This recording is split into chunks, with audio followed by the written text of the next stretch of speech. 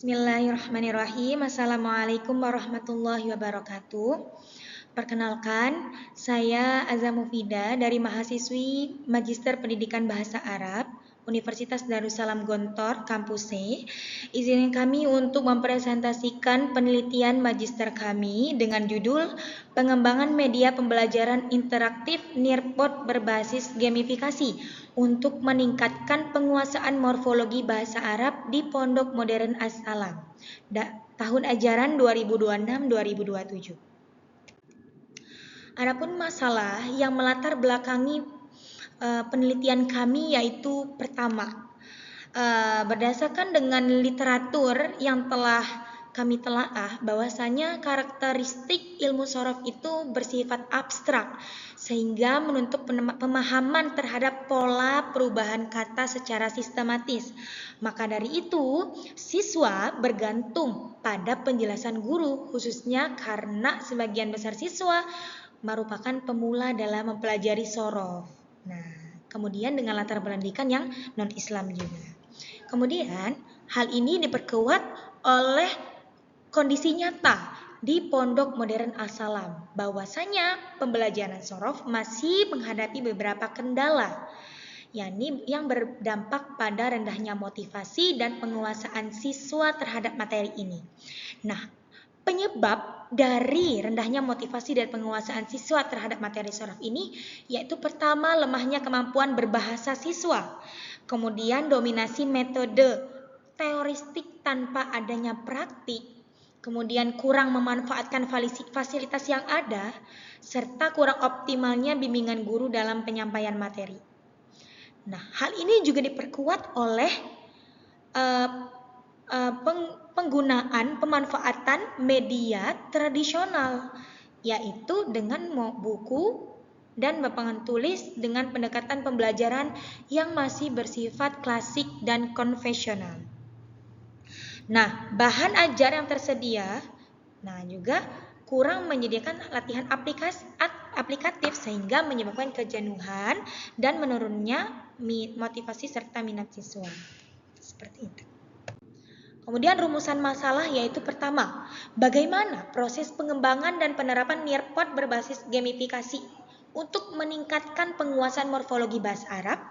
Yang kedua, bagaimanakah respon siswa terhadap media pembelajaran interaktif Nearpod berbasis gamifikasi, penguasaan morfologi bahasa Arab. Yang ketiga, seberapa efektif pengaplikasian Nearpod berbasis gamifikasi pada morfologi bahasa Arab.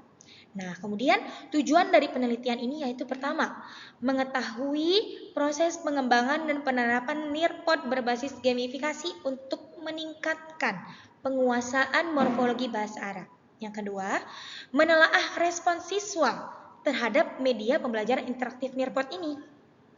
Ketiga, menganalisis efektivitas aplikasi Nearpod berbasis gamifikasi pada pembelajaran bahasa Arab.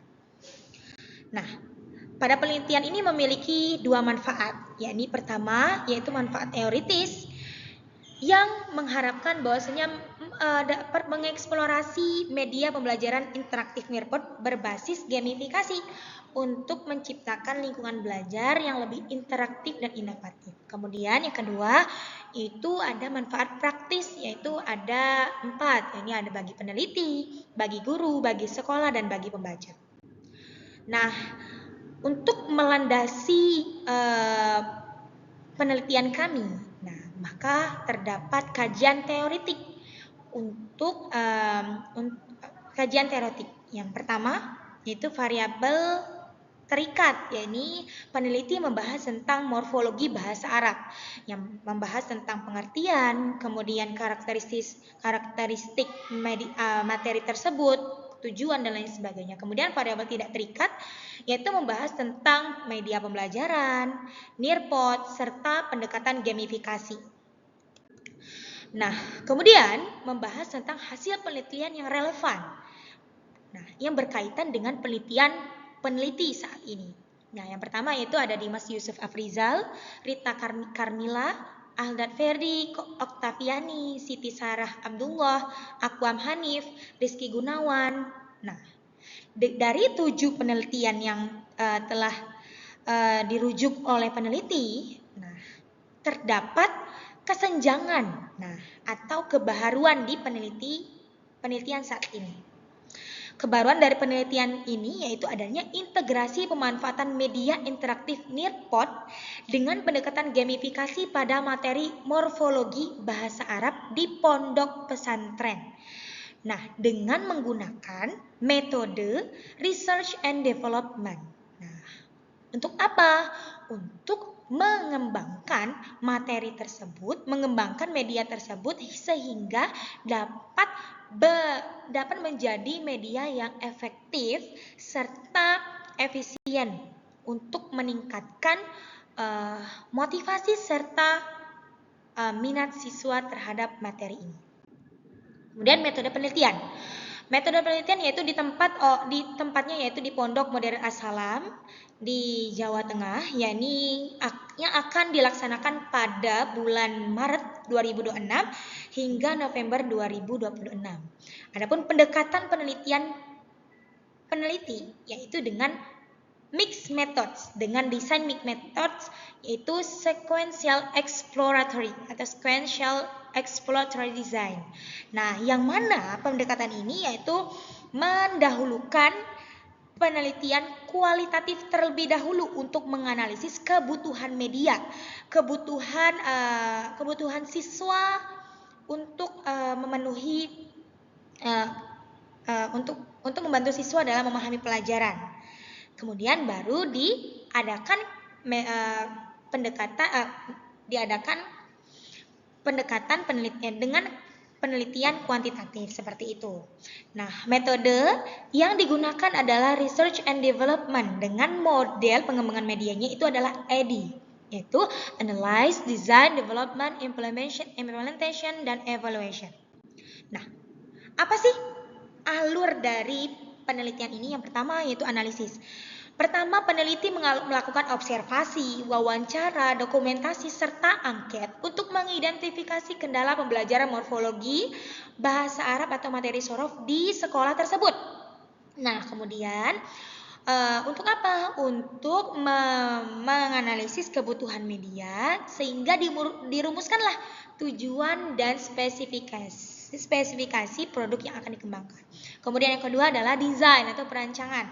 Setelah mengetahui kebutuhan, tujuan, dan spesifikasi produk ini, maka peneliti merancang media menggunakan platform Nearpod ini dengan meliputi penyusunan materi, alur pembelajaran, fitur interaktif, serta video, audio visual, kuis, dan umpan balik.